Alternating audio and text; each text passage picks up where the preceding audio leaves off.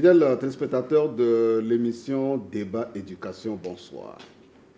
Nous sommes cet après-midi dans la région de la Kara pour un échange avec les acteurs de l'éducation. Vous savez que le gouvernement togolais a adopté depuis 2010 un document qu'on appelle Plan sectoriel de l'éducation. Le premier axe, qui est l'axe accès, permet de construire autant de salles de classe. C'est un des services.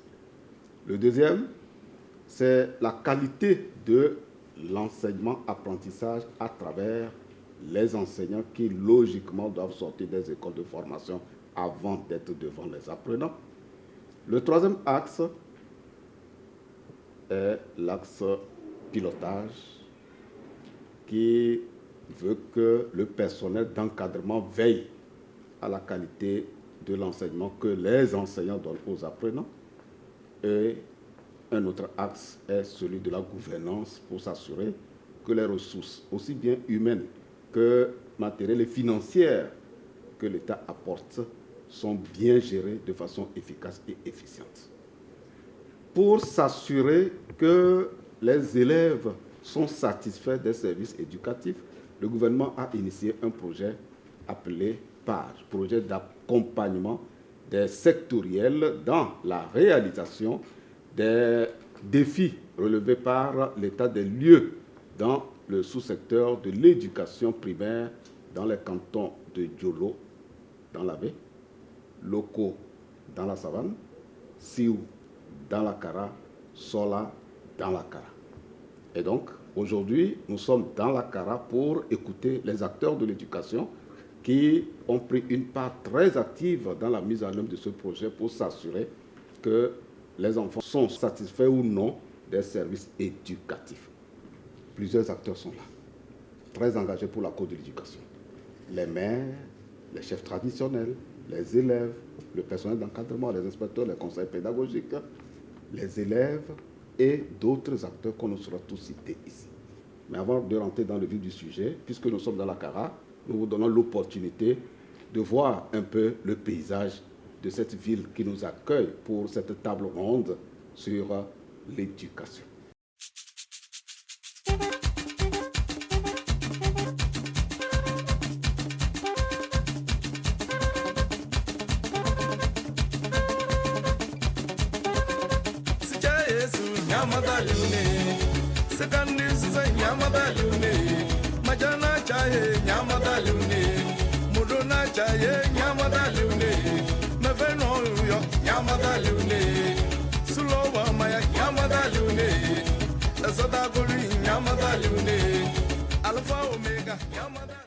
Nous allons entamer les échanges à travers un champ éducatif.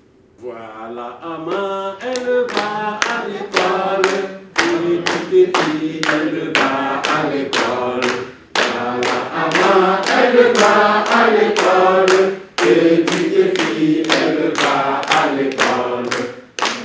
Ama, elle va à l'école, et toutes les filles, elle va à l'école. Voilà Ama, elle va à l'école, et toutes les filles, elle va à l'école. Le vif du sujet, je l'avais déjà introduit, c'est le ministère de l'économie et des finances qui a mobilisé des ressources pour appuyer le ministère de l'éducation pour renforcer les capacités des acteurs de terrain, les bénéficiaires des services éducatifs. Au premier rang, c'est les élèves, bien entendu, pour qu'ils disent à la fin donc, des renforcements de capacités s'ils sont satisfaits des services éducatifs. J'ai à mes côtés une élève de l'école primaire de Siou, c'est ça, et le maire de Oti 2. Madame, bonsoir. Bonsoir, monsieur. Bonsoir, chers élèves. Ça va?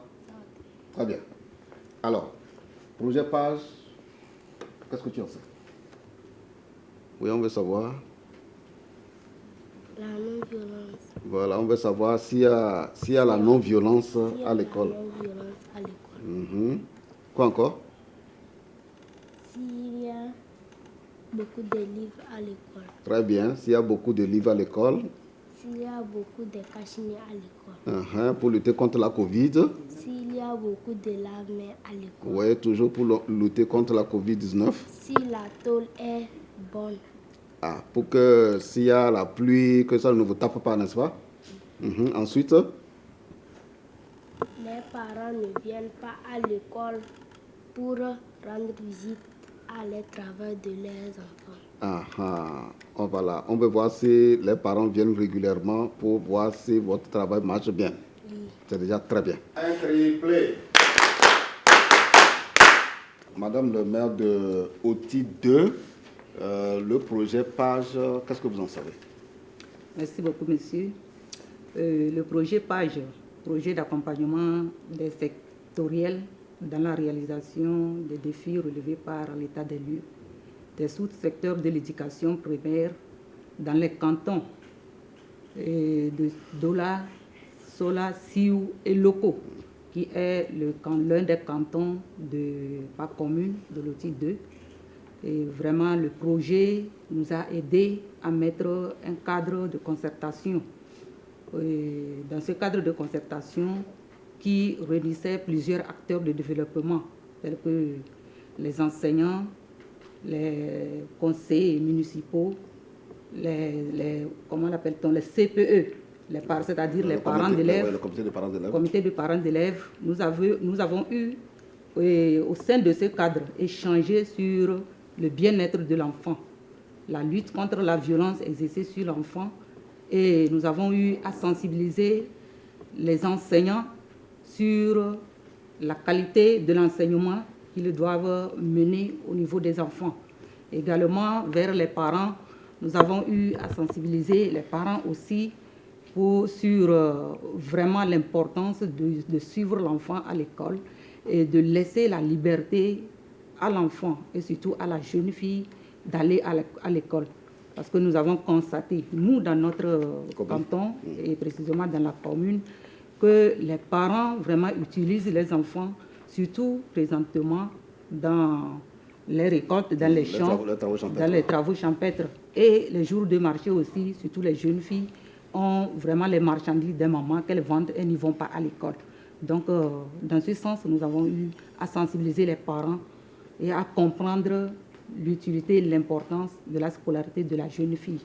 Bien, à écouter mes deux invités à mes côtés, vous comprenez que le projet PAGE a agi sur les goulots d'étranglement qui empêchent les élèves d'accéder à une bonne éducation et les filles aussi d'accéder à l'école, et un gros travail a été fait.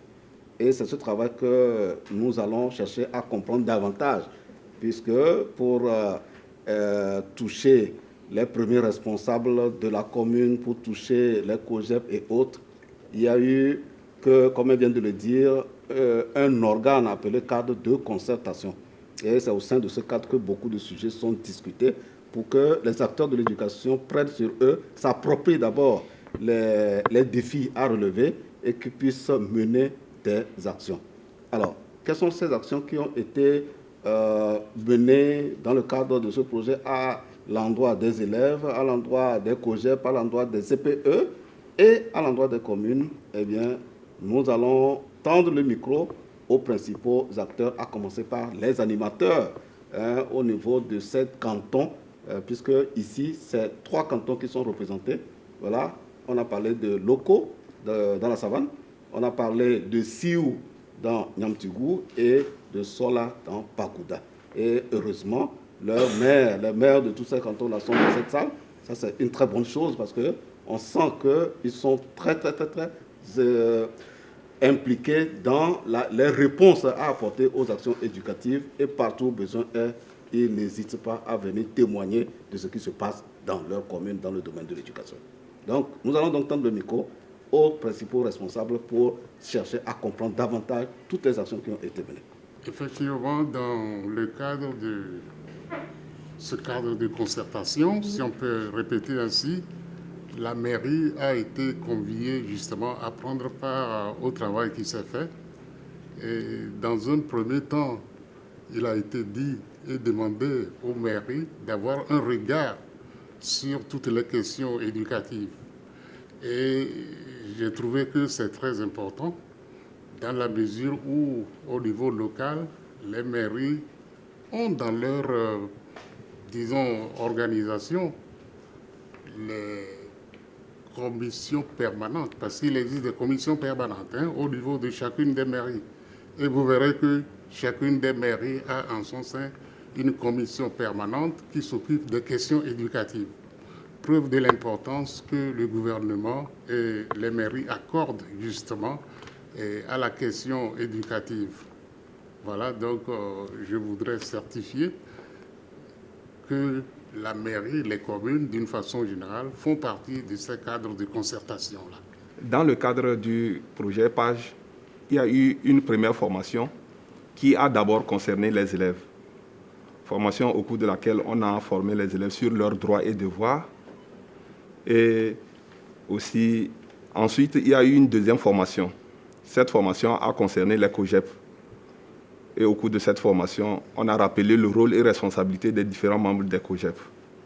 Et enfin, une troisième formation qui a impliqué les acteurs locaux sur leur participation à la gouvernance éducative. Dans le cadre du projet PAGE et de ces activités sur le terrain, il y a eu une formation à l'endroit des leaders communautaires, des parents d'élèves, des directeurs des COGEP. C'est-à-dire c'était la troisième formation. Et au cours de cette formation, la première thématique qui a beaucoup retenu mon attention, c'était le plaidoyer assorti d'un plan d'action. D'abord, c'est quoi le plaidoyer? Et nous avons remarqué que le plaidoyer, c'est comment identifier un problème dans une localité, c'est-à-dire un problème lié à l'école. Après ce problème, comment monter ou écrire un document, c'est-à-dire regrouper les idées permettant de remédier à ces problèmes et comment aller vers un décideur pour apporter un changement dans la localité, dans cette localité. Alors, l'enjeu de cette thématique à l'endroit des acteurs locaux, c'était de leur permettre à résoudre par eux-mêmes et passant par eux-mêmes un problème éducatif.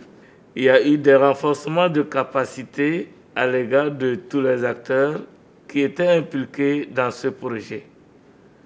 Les élèves ont été formés sur l'évaluation des services délivrés par le sous-secteur de l'éducation et aussi sur leurs droits et devoirs et les violences qu'ils subissent au niveau des écoles.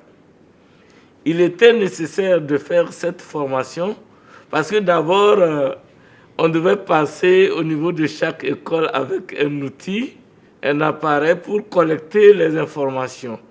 Et il fallait que les élèves puissent savoir comment apprécier tout ce qu'ils observent. Et par rapport à leurs droits et devoirs, vous voyez, les enfants subissent beaucoup de violences dans les écoles. Ils confondent tout comme leurs droits, alors qu'il y a des besoins qui ne sont pas... Il y a des devoirs, et leurs devoirs aussi qui doivent aussi appliquer avant d'éviter certaines violences qu'ils rencontrent. Et aussi, nous voyons que vraiment les enfants sont vraiment maltraités, négligés par certains parents. Et certains enfants vont à l'école, ne trouvent même pas à manger.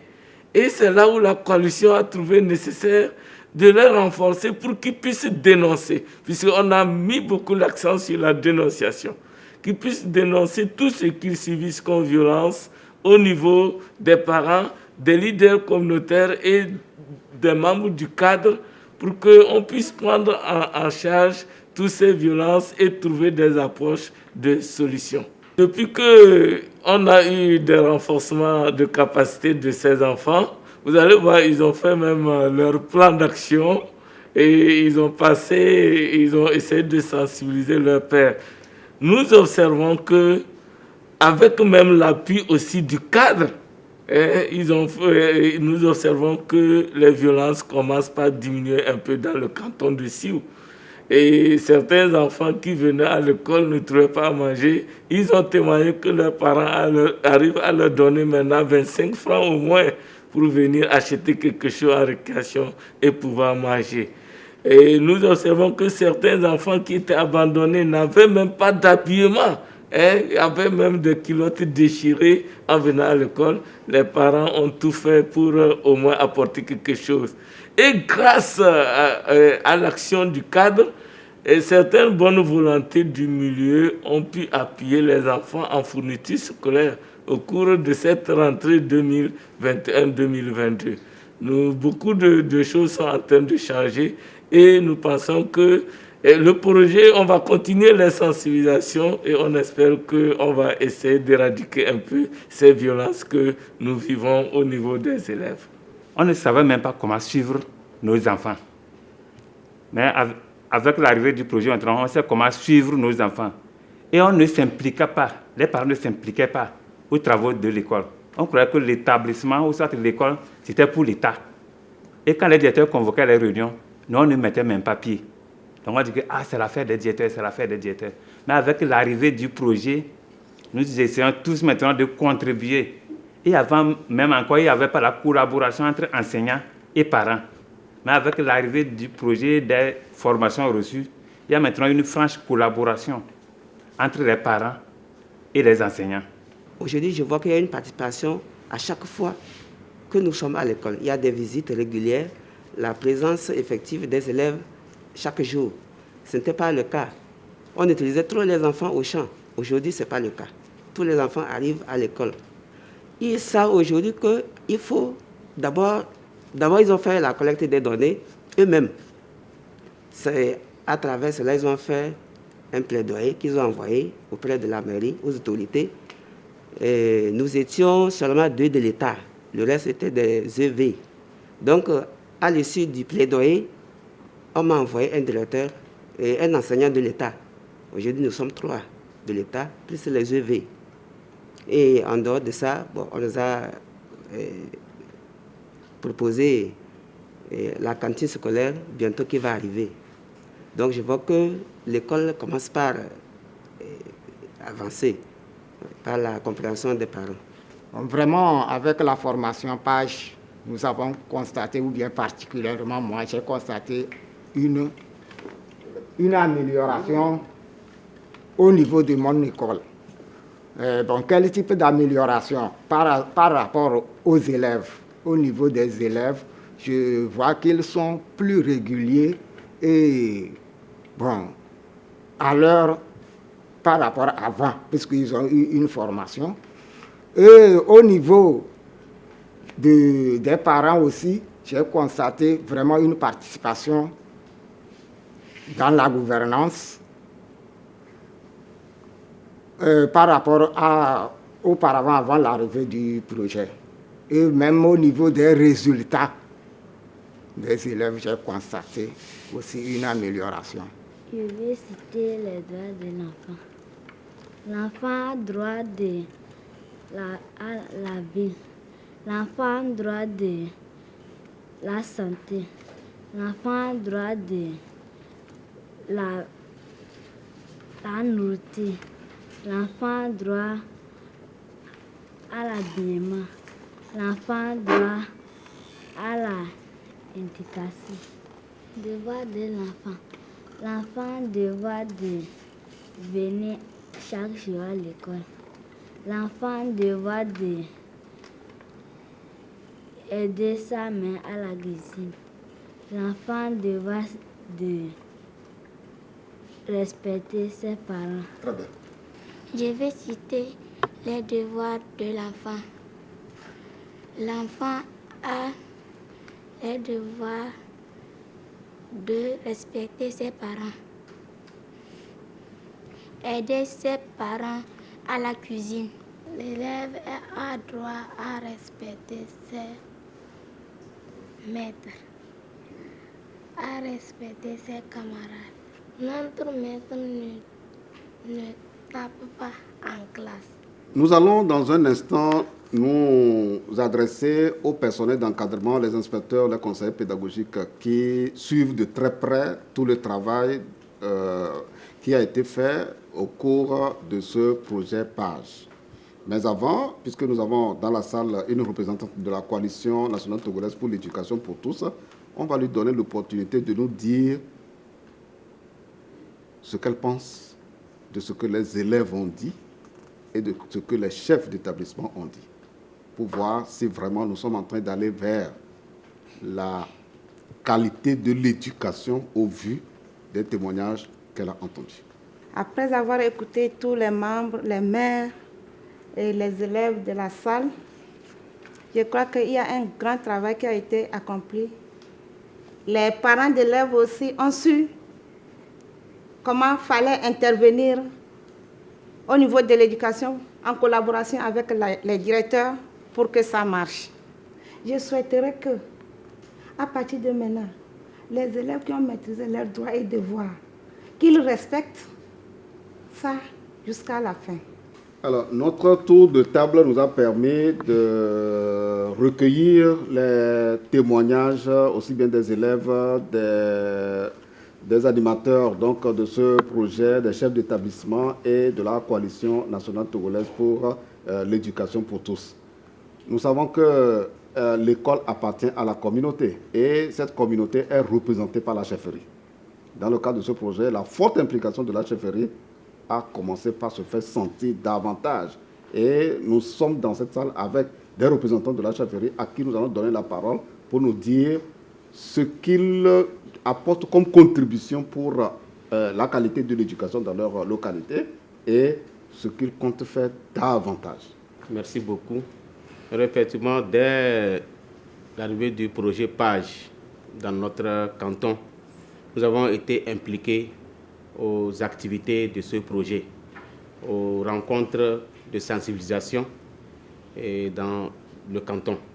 Et notre rôle qu'on avait à jouer, c'est d'amener les citoyens, c'est d'amener la communauté à accepter le projet d'abord, à faire sur le projet, ensuite mettre en application ce qui est dit. Si je donne par exemple, s'il y a une mobilisation ou bien il y a un projet de construction dans une localité, que la communauté soit mobilisée en apportant peut-être soit un matériel, je veux dire mobiliser les ressources. Les ressources peuvent être matérielles, humaines ou financières pour la réussite de ce projet. Et les sensibilisations aussi qui ont été faites, nous avons demandé aux communautés, ou bien au comité des parents d'élèves, de nous associer, de nous informer de temps en temps lorsqu'il y a une rencontre avec les parents d'élèves, pour que nous aussi on puisse les appuyer. Et ça a été fait, nous avons appuyé, surtout leur implication dans la gestion des affaires de l'école. Dans le temps, les parents, comme nos présidents l'ont dit ici, les parents ne s'intéressaient pas, se disaient que ce n'est pas notre affaire. Mais à partir du moment où ce projet est venu dans le canton, les parents ont compris que sans leur participation, l'école ne peut pas vivre. Parce que s'il, par exemple, il manque une salle de classe, le gouvernement n'est pas prêt tout à l'heure à venir leur construire une salle de classe. Donc c'est à eux, comme on le dit, de prendre, mettre sur le genou et ça va sur la tête. Donc voilà notre contribution. Effectivement, le projet PAGE est venu réveiller toute la communauté de notre canton. Pourquoi je dis ça? Parce qu'avant, quand il y avait un travail dans les écoles, nous on pensait que c'est les élèves qui vont le faire. Avec l'arrivée du projet PAGE, actuellement, aucun élève ne travaille à l'école. S'il faut nettoyer la cour, c'est nous les parents. Et on a demandé aux animateurs, à chaque fin du mois, on doit se retrouver pour partager des problèmes qui sont dans notre localité. Et on aurait souhaité que, même si le projet PAGE partait, on doit rester toujours soudés pour l'avenir de nos enfants. C'est ce que nous faisons dans le canton de Sioux et tout le monde participe massivement. Mettre les cadres de concertation partout et vous verrez que la qualité de l'éducation va s'en ressentir, va changer positivement. Les implications des parents vont grandir. Et finalement, je dirais que l'État aura beaucoup moins de choses à faire. Parce qu'actuellement, on se dit que certains parents qui étaient un peu à l'écart constataient que l'école, non, c'est pour l'administration publique, ils ne sont pas impliqués. Maintenant, grâce au projet, on se rend compte qu'ils sont fortement impliqués avec des résultats positifs. C'est ce que nous recherchons. C'est pourquoi nous plaidons pour que ce projet puisse être étendu à l'échelle des cantons, de tous les cantons, dans les communes et donc finalement au niveau national, hein, si je pourrais dire ainsi. En tant que membres, nous sommes formés sur nos rôles et responsabilités. Et maintenant, nous arrivons à travailler en collaboration avec les directeurs d'école. Avant, on ne le faisait pas. Donc maintenant, nous arrivons à travailler. Et on s'implique dans tous les travaux. Et avant, c'était au directeur de convoquer les réunions. Mais maintenant, nous arrivons à convoquer les autres parents d'élèves, à assister, à participer aussi aux travaux. Et maintenant, je vois qu'il y a un changement dans les établissements. Nous arrivons à identifier les enseignants de chaque classe. Avant, on ne le savait pas, on était dans l'ignorance. Et maintenant, nous savons bien que tel enseignant intervient dans telle classe. Et on va chaque temps pour visiter les enseignants et recenser maintenant les problèmes. Ensemble, on discute avec les directeurs d'école et voir quelles solutions nous allons prendre. Donc, je vois qu'il y a un changement. Nous l'avons dit au début donc, de cette émission que le sujet phare, c'est de mettre en évidence le degré de satisfaction des élèves qui sont au premier rang de ce projet qui a été initié par le ministère des enseignements primaires et secondaires avec l'appui du ministère de l'économie et des finances et d'autres partenaires comme l'Union européenne et la Banque mondiale. Après tous les développements qui ont été faits, eh bien, nous nous rendons compte qu'il y a beaucoup d'intrants et les résultats ont commencé par se faire sentir. Une évaluation a été faite et des entretiens ont été faits avec tous les groupes cibles. Les élèves par ici, les enseignants, les parents, pour voir quel est le degré véritablement de satisfaction des services éducatifs.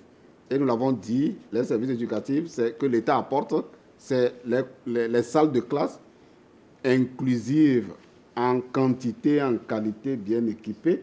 C'est les enseignants formés dans les écoles de formation.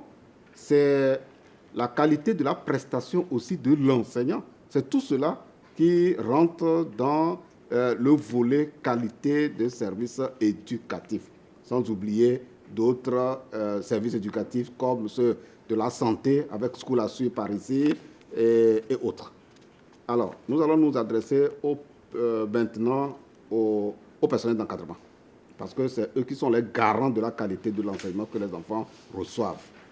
Alors, un des résultats que je vais lire ici, qui concerne le canton de Sola et le canton de Sioux, voilà. On a demandé aux élèves quel est votre degré de satisfaction de vos relations avec les enseignants. À Sola, c'est 100%.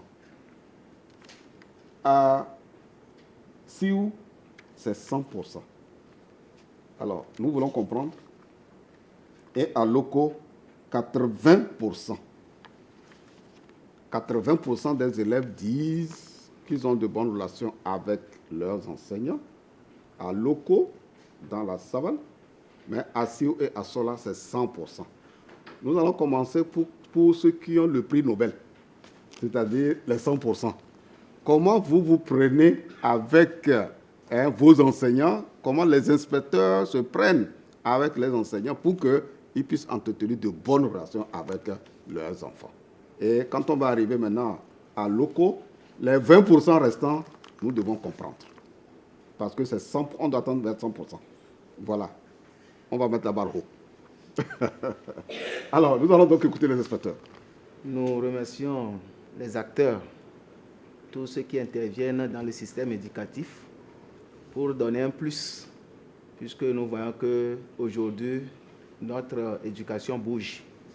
Et quand vous voyez de près, c'est l'œuvre de beaucoup de partenaires. Dans le cadre du projet PAD, vous aurez pu constater que c'est un projet qui a été bien ficelé au départ, en prenant en compte tous les acteurs qui puissent influencer notre système éducatif. Aujourd'hui, on ne peut pas parler de l'éducation en laissant de côté les mères ou bien les parents. Et par le passé, nous avons toujours cru que l'œuvre éducative, c'est l'œuvre de l'enseignant et quelque part aussi l'appui que l'inspecteur donnait à ses enseignants. Mais à travers le projet PAD et ses réalisations, nous avons vu qu'aujourd'hui, il faut aller vers les communautés pour une éducation de qualité. Qu'est-ce qui nous a plus intéressé sur le projet? D'abord, c'est la formation des COJEP à la gouvernance. Et cette gouvernance a fait que la mobilisation des ressources n'est plus l'apanage des directeurs où on pensait que c'est eux qui bouffaient l'argent. Mais aujourd'hui, la communauté éducative, ensemble, sont au courant que nous avons besoin des ressources dans l'éducation. Et cette mobilisation, à travers les écoles qui ont abrité ce projet, est beaucoup plus aisée. Autre chose, c'est le suivi des enfants à la maison. Et vous allez constater que les localités, ou bien les écoles qui ont bénéficié de ce projet PAD, nos élèves sont suivis à la maison par les parents. Et quand on dit le suivi des parents, cela veut dire qu'ils s'impliquent dans la fréquentation des élèves. Avant, vous allez voir des élèves qui sont absents parce que le parent ne sache pas l'importance de l'école. Il retient les enfants pour d'autres activités. On peut dire aujourd'hui, moi j'ai besoin d'aller au champ, tu m'accompagnes. Et avec ce projet, vous allez voir que c'est le parent qui demande à l'élève d'aller à l'école et lui va aller dans son champ. Il y a d'autres choses. La formation des élèves sur leurs droits et devoirs. Quand nous parlons de la non-violence, c'est toujours en lien avec les droits et devoirs des enfants. Vous allez voir que l'effet des violences vient du fait qu'un enfant ou bien un élève se comporte mal ou bien ignorant ses droits et devoirs. Mais vous allez voir à travers ce projet que c'est les élèves eux-mêmes qui s'autodisciplinent. Et c'est ça qui fait la fierté des enseignants. Quand l'enseignant voit que lui n'a plus grand-chose à faire, que ce soit les retards ou bien les leçons qu'il faut apprendre, les élèves eux-mêmes, ils s'organisent. Ils se disent, il faut faire ceci, il faut faire ça. Vous allez voir que quelque part, l'enseignant aussi est à l'aise. Donc, bref, ce genre de projet dans l'éducation permet de voir sur toutes les lignes du PSE, nous avons chaque fois un répondant qui est un partenaire ou bien un partenaire prend en compte plusieurs volets de notre PSE. Donc, bref, nous nous réjouissons aujourd'hui, premier bénéficiaire, que ces projets viennent booster un peu notre système éducatif. En matière de qualité, vous allez voir que même à cette rentrée, beaucoup de bonnes volontés sont intervenues dans nos systèmes pour offrir des documents, que ce soit les fournitures, et même ailleurs même de vélos, pour que ces élèves qui viennent de loin puissent être à l'école à l'heure. C'est dire que c'est un projet qui embrasse tout et qui fait que notre système éducatif aujourd'hui est en train de relever le défi de la qualité. Au niveau surtout du canton de Sola, nous avons accompagné le projet en termes de suivi au niveau de chaque école. Et spécialement, qu'est-ce que nous avons? Dès l'arrivée du projet, nous avons rassemblé les directeurs, bénéficiaires du projet, et nous les avons sensibilisés sur leur rôle et devoir vis-à-vis des élèves au niveau du canton de Sola. Et nous avons constaté que ceux-ci ont été réceptifs. Qu'est-ce que nous avons fait ensuite au niveau des journées pédagogiques? Par rapport aux thèmes développés par le projet, nous essayons d'inclure ces thèmes-là dans les activités des journées pédagogiques dans le canton de Sola. Et nous ne sommes pas arrêtés seulement au niveau du canton de Sola. Nous avons essayé d'implémenter ça au niveau des autres cantons également pour qu'ils puissent en bénéficier. Parce que la plus grande leçon que nous avons tirée de ce projet, c'est de faire en sorte le cadre de concertation qui a été mis en place. Nous avons trouvé que c'est un mécanisme très efficace Et quand vous avez vu tout à l'heure le représentant ou bien la chefferie traditionnelle, il a dit, il est impliqué dès le début. Toute activité que nous menons, on essaie ensemble de travailler ensemble. Et au niveau de ce comité, on se réunit carrément chaque mois en vue de voir qu'est-ce qu'on peut encore améliorer, parce qu'on ne peut pas tout faire. Et à chaque fois, les parents d'élèves également, à travers les directeurs, font des suggestions et on essaie de voir ce que nous pouvons également faire. Mais maintenant, ce que nous essayons aussi de voir pour l'année prochaine, c'est de voir est-ce que nous ne pouvons pas créer ces cadres de concertation dans chaque secteur ou dans chaque canton, comme atout que nous avons acquis au niveau de ce projet. Nous espérons, comme l'a dit tout à l'heure Monsieur le maire, si ce projet ne pouvait pas d'autres mécanismes avoir un impact sur les autres écoles de notre inspection, je pense que nous aurons à gagner beaucoup. Et l'État aura également à avoir beaucoup plus de facilité à atteindre l'objectif et surtout relever les défis que nous avons cités ici, que ce soit sur l'accès, que ce soit sur la gouvernance ou sur la qualité. Dans l'action pédagogique, il y a un aspect qui est très important, c'est la mise en confiance des apprenants. Et donc cette mise en confiance des apprenants doit être, je ne sais pas, doit être un élément déclencheur même de l'enseignement. Et cela voudrait dire quoi? L'enfant, avant de recevoir l'enseignement, il a besoin de se sentir en sécurité vis-à-vis de celui qu'il a en face, qu'il prend comme son papa ou bien sa maman. Donc, par rapport à cette mise en confiance, nous arrivons à échanger facilement et nous mettre même à certains moments au même niveau de ces enfants pour essayer de les comprendre afin de leur apporter ce qui est utile pour eux.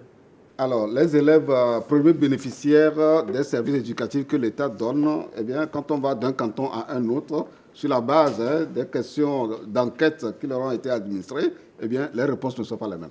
Voilà, les réponses ne sont pas les mêmes. Et c'est tout cela que nous allons comprendre. Voilà.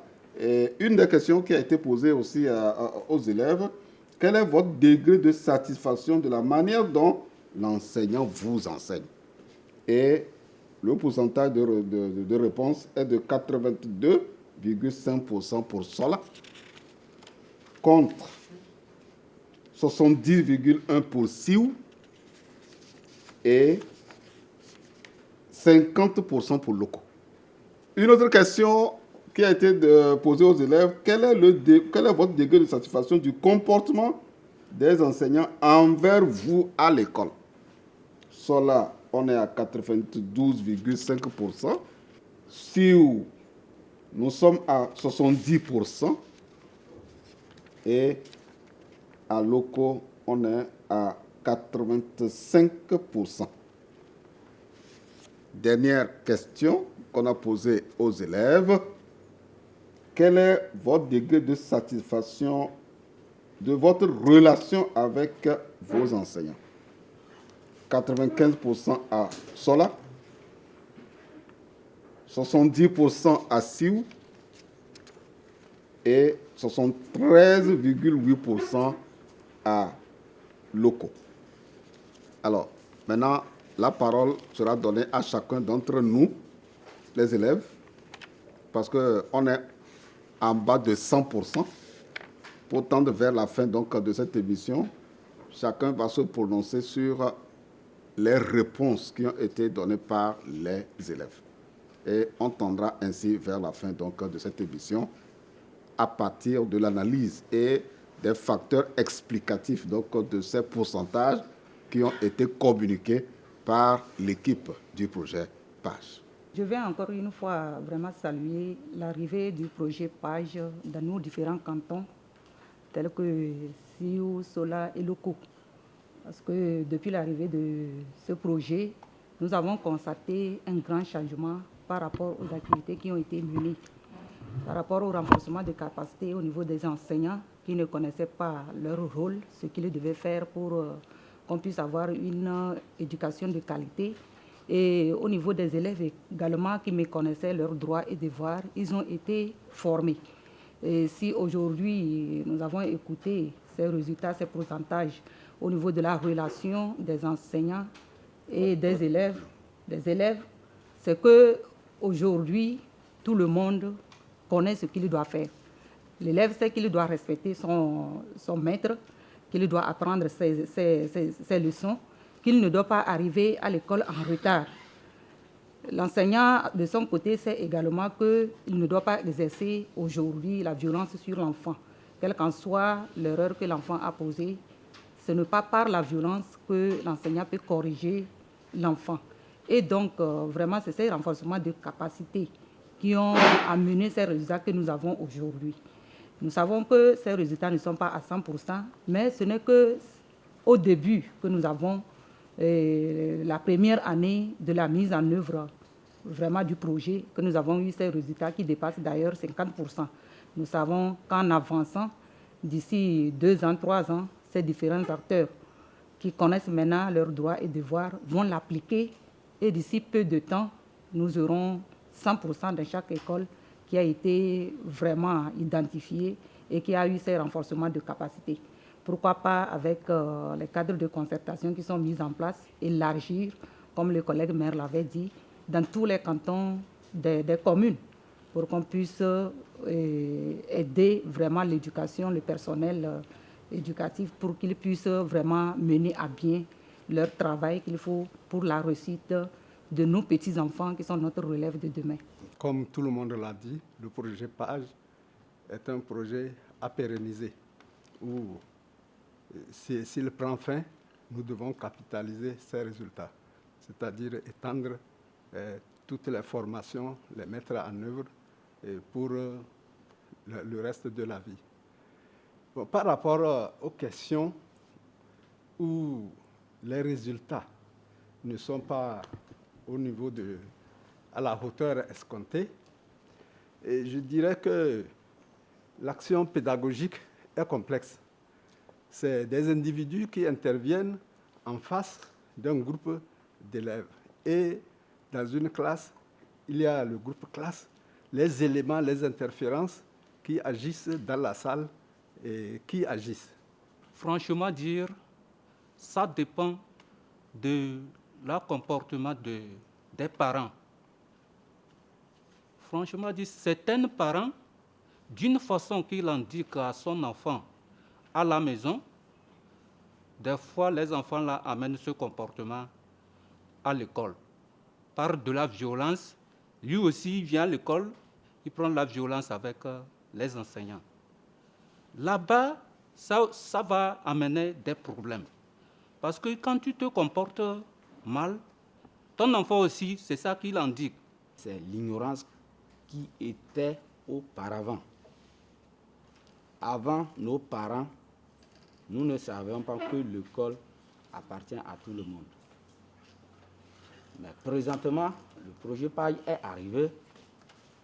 C'est de là que moi-même qui parle a su que vraiment, il y a des changements envers nos parents. Avant, si tu es enfant orphelin ou soit handicapé, nous on pensait que tu vas rester à la maison sans faire. Mais l'arrivée de ce projet, vraiment, j'ai su qu'il y a des handicapés aussi qu'on les a amenés à l'école. Aussi, le suivi des enseignants. Avant, nous pensions que d'aller vers les enseignants pour faire suivi au moins, nous on pensait que vraiment c'était quelque chose qui amène danger. Mais présentement, le projet PAGE est arrivé. Moi-même, je suis très fier et ravi d'aller auprès des enseignants pour demander au moins le travail de nos petits frères, ou soit de nos enfants. Et les enseignants aussi savent que avant, comme il n'y avait pas de supervision, mais Présentement, les gens viennent pour faire suivi, eux aussi luttent pour leurs enseignements.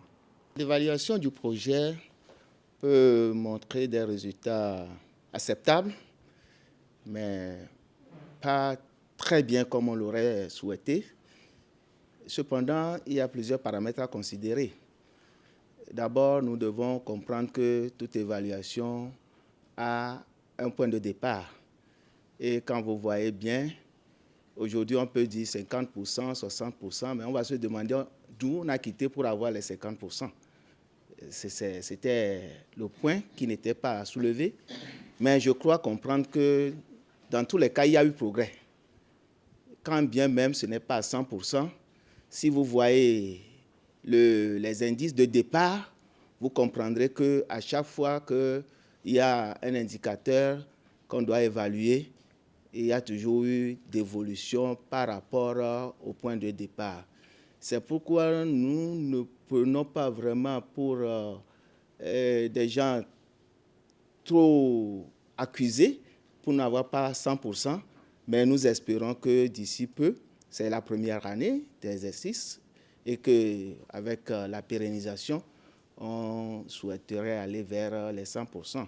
Et je pense qu'avec l'implication de tous les acteurs, nous sommes sur la bonne voie et que prochainement, si ce projet devait être encore évalué, on ferait encore plus que ce qu'on a fait. Je pense que l'évaluation nous a montré au niveau de la redevabilité et en termes d'indicateurs d'effets immédiats que nous avons, on a vu qu'effectivement, c'est déjà bon de tourner autour des 80%. Effectivement, il reste encore 20% à améliorer. Je dirais tout simplement que c'est dû au fait que ce sont les premières évaluations des faits. Et on espère que d'ici là, les indicateurs d'impact nous donneront alors beaucoup plus de satisfaction. Mais néanmoins, ceci peut être dû au fait que les points sur lesquels le projet est intervenu, il y a des choses encore à revoir. Sûrement, voilà pourquoi nous n'avons pas pu atteindre les 100%. Et on espère que d'ici là, puisque des aspects ont été soulevés tout à l'heure concernant par exemple l'apport des parents au niveau d'implication des parents, au niveau de l'éducation des enfants, je pense qu'en continuant le travail, nous pouvons atteindre les 100% espérés. Les interventions précédentes ont tout expliqué de ce que j'allais dire, mais je voulais tout simplement dire qu'effectivement, en partant d'un état des lieux assez bas, on peut dire tout de suite que les avancées faites sont très bonnes. Je voudrais également dire que, comme vous le savez, quand quelqu'un a 35 ans, changer les habitudes devient difficile. Hein? Et il va dire, non, moi, on faisait ceci, on faisait cela. Il a du mal à changer. Et si vous prenez un enseignant, s'il avait par réaction instantanée de porter le bâton sur les enfants, parce que ceux-ci ont fait telle ou telle erreur qu'il ne veut pas voir, vous voyez que par habitude, même si on lui dit de changer, il va toujours traîner un tout petit peu. Donc c'est la lenteur dans le changement de mentalité là qui est en jeu, et j'espère que d'ici quelques temps, ils vont changer positivement dans le bon sens de ne pas faire la violence dans les salles de classe, aussi bien à la maison. Le parent qui a dit qu'effectivement, à la maison aussi, certains parents sont, je dirais, à réprimer, à changer. Ils ont beaucoup à changer. Parce que si déjà les parents se querellent devant un enfant qui est élève, lui va croire que c'est une éducation qu'on lui donne, hein, parce qu'instinctivement, il va se dire, ah, dès qu'il y a échauffourée dans ma maison, bon, le papa, il frappe la femme, donc c'est quelque chose qu'il a vu et qu'il croit que c'est bon. Or, ce n'est pas bon.